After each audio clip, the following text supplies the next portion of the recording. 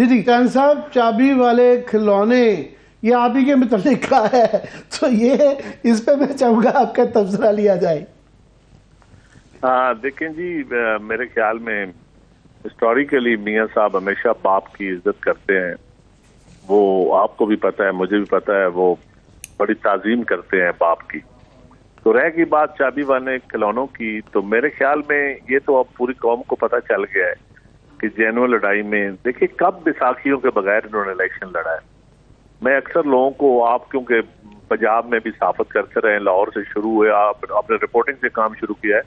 तो आप इस्लामी जमहूरी इत्तेहाद का आपको पता है कि वहां से शुरू होता हुआ सफर कैसे आगे पॉलिटिकल इंजीनियरिंग के जरिए ये आते रहे हर दफा, और कभी भी पॉलिटिकल इंजीनियरिंग के बगैर ये इक़्तिदार में नहीं आए। और इनको बैसाखियां चाहिए होती हैं और इस वक्त भी मिल रही हैं। लेकिन अब वो जो आपने, आज मैंने आपका कुछ ट्वीट भी पढ़े, अब वो जमाना चला गया, वो ना वो मीडिया रहा ना वो लोग रहे कि चंद लोगों को आप जहाजों में सफर करवा के या अपने नाम एक पूरा वो, जिस तरह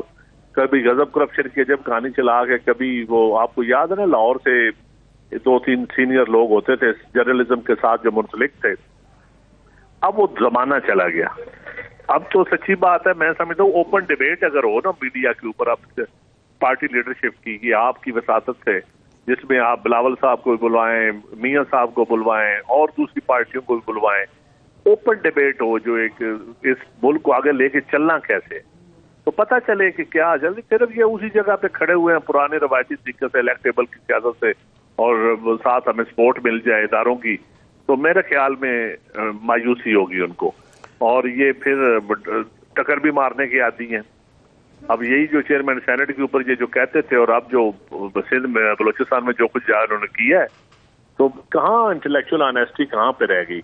और वो वोट को इज्जत दो का बयानी है, वो सब खत्म हो गए। हम तो चाहते हैं कि इलेक्शन साफ सुथरी हो, यही हमारी ख्वाहिश थी कि शायद नून लीग भी उसी चीज पे आके खड़ी हो जाए, लेकिन बदकिस्मती से हम 1988 में चले गए फिर वापस। जी, आप ये क्रेडिट देना पड़ता है कि पाकिस्तान में सबसे ज़्यादा हॉस्टाइल क्वेश्चनिंग जो है वो बिलावल भुट्टो साहब जो है वो ले सकते हैं और लेते हैं, और जहाँ भी जाते हैं ओपन प्रेस होती है और बातें होती हैं। पीटीआई चेयरमैन का भी मानना पड़ता है, वो भी काफ़ी दफ़ा इस तरह की हॉस्टाइल क्वेश्चनिंग ले सकते थे। मियाँ नवाज शरीफ साहब का मुझे याद नहीं है कि आखिरी दफ़ा उन्होंने कब अपनी मंजूर नज़र एक टोले के अलावा कभी किसी को अलाउ किया गया हो या कोई प्रेस कॉन्फ्रेंस की हो, क्योंकि जिसमें हमारे जैसे लोग भी जाके उनसे कुछ पूछ सके, ये हुआ ही नहीं और ना ही मुझे होने का इम्कान है। मगर मैं आपसे जो पूछना चाह रहा हूँ कि उन्होंने आज बार बार जाके ना 1990 का बहुत जिक्र किया, आपने आईजीआई का जिक्र किया, हमें तो वो बिल्कुल याद है, हमारे तो सामने वो बनी और बिल्कुल आंखों के सामने सारा कुछ देखा हुआ है, तो लोगों को भूल गया है, तो वो अपनी उसकी तशरीह करते हैं। उन्होंने आज बार बार कहा कि 1990 की अगर मुझे ना निकालने दिया गया होता तो यहाँ दूध और शहद की नहरें बह जानी थी, पाकिस्तान ने सुपर पावर बन जानी थी। तो मेरे जहन में ये आ रहा था कि 2 दफ़ा 1990s का ये जो इन्होंने निकाला, अपना उनको याद है कि मुझे 2 दफ़ा निकाला, पर इन्होंने जो बेनज़ीर भुट्टो साहबा को निकाला, और 96 में मैं क्योंकि उसका गवाह था जब निकाला का डील बन गई थी फारूक लोहारी साहब के साथ, तो मैंने वो तस्वीर भी आज इंटरनेट पे शेयर की भी है। हमें बुला के बताया गया कि जनाब हमारी कहानी सेट हो गई है, और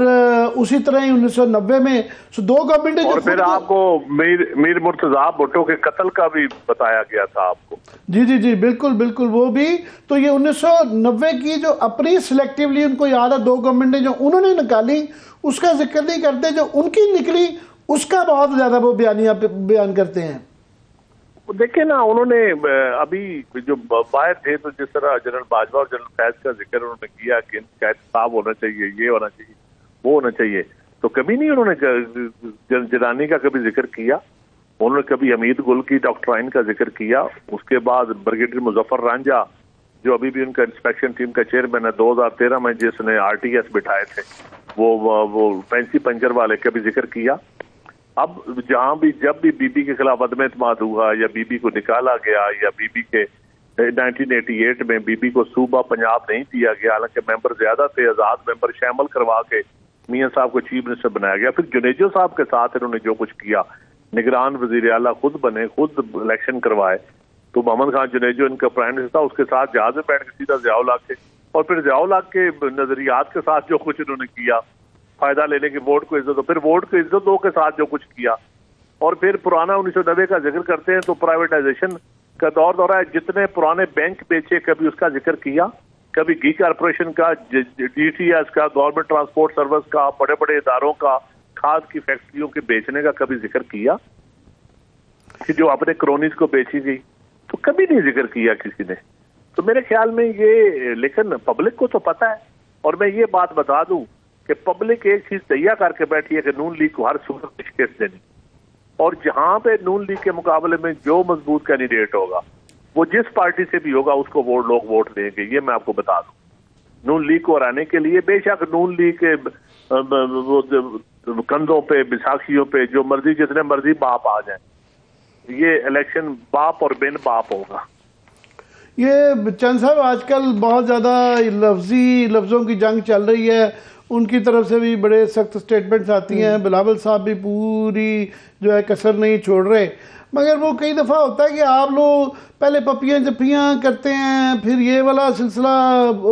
तकरार वाला शुरू हो जाता है, फिर पपियाँ जपियाँ, तो ये कच्चियाँ पकियाँ कब तक चलता रहेगा? देखिए, बड़ी आमर साहब सीधी सी बात है कि ये इसका हमने नुकसान ही उठाया है, लेकिन डेमोक्रेसी के लिए, मुल्क को आगे लेकर चलने के लिए,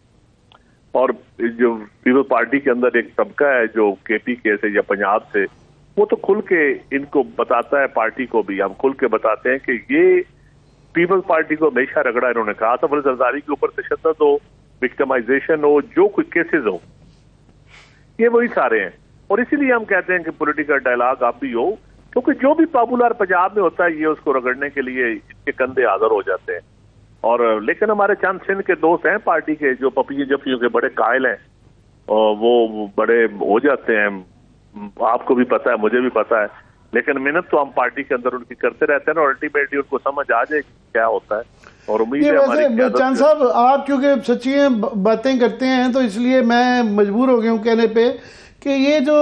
टर्म जितनी मिसयूज़ होती है ना, कि जमहूरियत के लिए कुर्बानी देनी पड़ती है और मुल्क कौम सल्तनत के लिए लोगों को इकट्ठा करना पड़ते हैं, ये सियासी नज़रिए होते हैं, और वो इसको जो मर्जी अल्फाज इस्तेमाल कर ले, पर ये सियासी मुनाफकत होती है कि आप अपना मंशूर छोड़ के, तो आप बिल्कुल उन लोगों के मुखालिफ जो आपके सियासी मुखालिफ होते हैं, जिनके नज़रिए की भी आप मुखालफत करते हैं, और फिर इकट्ठे होकर हो जाए। मेरे ख्याल में जी, आपकी बात में मैं इस पे डिबेट नहीं कर सकता, मैं इस पे कमजोर फुटिंग पे हूँ, इसलिए मैं आपसे डिबेट नहीं कर सकता। इंटेलेक्चुअल ऑनेस्टी एक बहुत बड़ी डिबेट है, और कभी कभी हमने कंप्रोमाइज किए हैं, लेकिन एक बात मैं बता दूं, इस मुल्क में एक ही सियासी जमात है, बाकी सारी एंटी पीपल्स पार्टी बनाई गई है। और एंटी पीपल पार्टी सोच, क्योंकि भुट्टो साहब के फलसफे को लेके आज तक इंटरनेशनली या नेशनली पीपल्स पार्टी के खिलाफ ही जमातें बनाई गई हैं। आप सिंध देख लें, आप पंजाब देख लें, आप KPK देख लें, बाकी जो जमातें बनाई गई हैं, वो कभी फिर जब थोड़ी सी बैसाखियां हटती हैं तो वो गायब हो जाती हैं। तो मेरे ख्याल में अब थोड़ा सा हालात चेंज हो गए हैं। अब अंदाजा हो जाना चाहिए हमारे इंजीनियर्स को भी कि इस मुल्क में जेन्युइन पॉलिटिक्स लोगों की डिमांड है, जेन्युइन जमहूरियत लोगों की डिमांड है, रूल ऑफ लॉ लोगों की डिमांड है। लोग चाहते हैं कि हम जो वोट इस्तेमाल करें वो सही मानों में, जिधर हम इस्तेमाल करते हैं उधर इस्तेमाल हो। और अगर इसके ऊपर पॉलिटिकल इंजीनियरिंग की गई तो ये मुल्क में पहले भी कभी फायदे में नहीं हुआ और अब भी नहीं होगा। और जो हम तेजी से तंजली की तरफ जा रहे हैं, ये सफर मजीद तेज हो जाएगा खुदा न खास्ता। और इसका एंड क्या होता है ये आप देख ही रहे हैं, जहां अनारकी छोटी मोटी फैली हुई है और ये अनारकी बढ़ सकती है।